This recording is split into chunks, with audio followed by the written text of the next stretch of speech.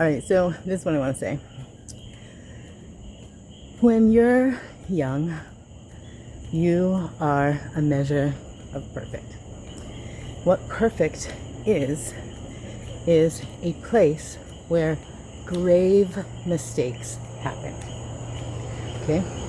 Such as, a good example is COVID. It is the framework in which a mistake can be categorized.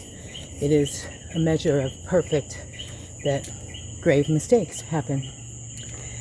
So when you're young and you're growing up, eventually there's a moment where your parents don't really like you, and they, when you're a parent and your child becomes imperfect, your world becomes imperfect. So then you grow up and you grow into the world and you are already in a measure of imperfect. And now you become a parent and you eventually turn on your child and you give them a measure of imperfect that is a different measure of your imperfect. And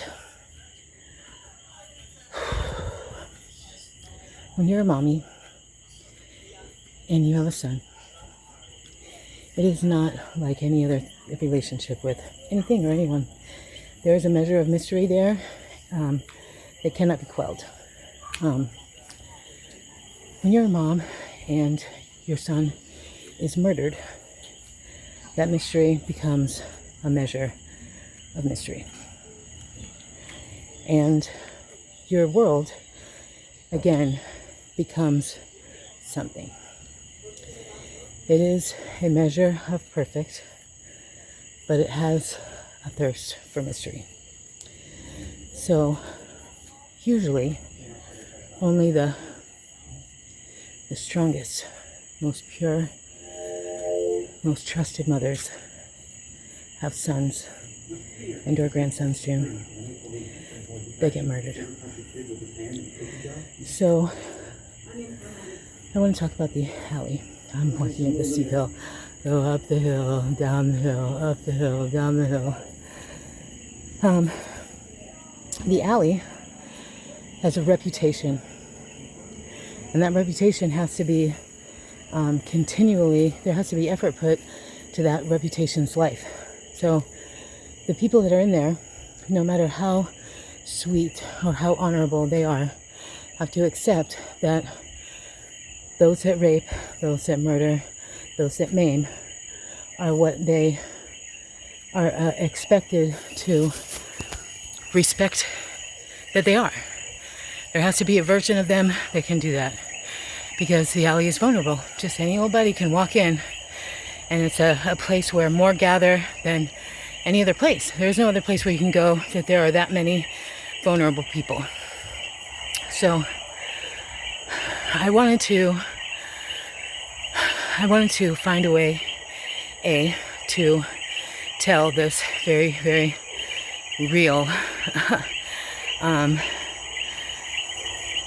very, very real thing about mommies. And also, I am usually not very nervous, but it's really hard to talk about death. It's hard to grieve. It's hard to talk about our relationship with those that are no longer living. And the fact of the matter is that those that are no longer living are trusted not to have a relationship anymore, and but this is St. Thomas, and these dead were a very inordinate dead. These dead were considered to be homeless dead. Now, Auntie, I know that Pepsi was not homeless. I know that he did have a home. He always had everything that he needed. I know. But when people saw him, they felt for homeless. So, Tim also had a mom that made sure he had everything he needed. And what I'm going to put up on my page are some drawings and some writings about the inner ear. And so what I would like is for us not to dwell, not to overanalyze, not to anything.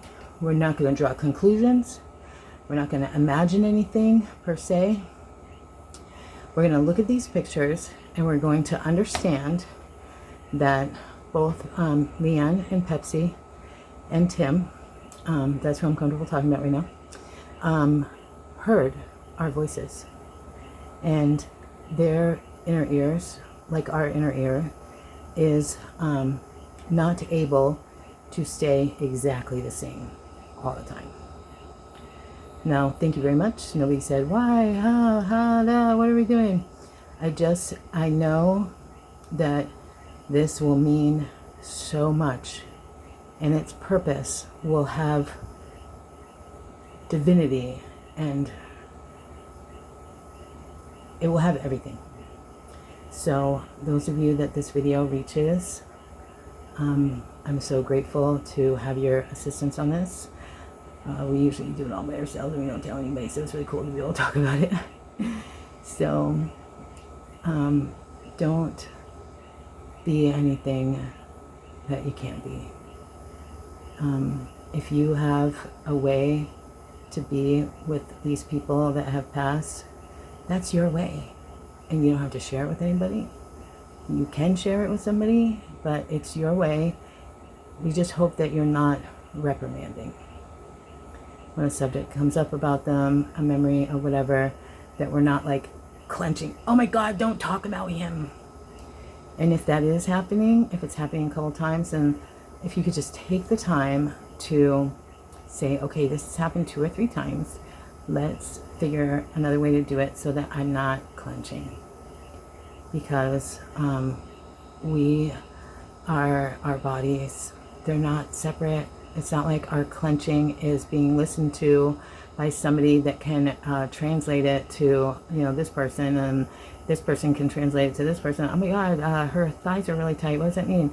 No, we have to figure it out together. Nobody's doing the math for us. We have to. So I just want to say to Pepsi's family, you are not like any other family. You will never look into the eyes of another family that can conceptualize what you are going through.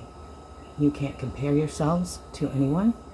If you feel like you need to hold something inside, then hold it inside. If you feel like you need to belt something out, then fucking belt it out. Because technically, you're family one. So, I love you. And I think if I'm always around, if you want to just like come and, I don't know, look at me, smell me. I've been smelling good lately. Some orange perfume. Okay. Love you guys.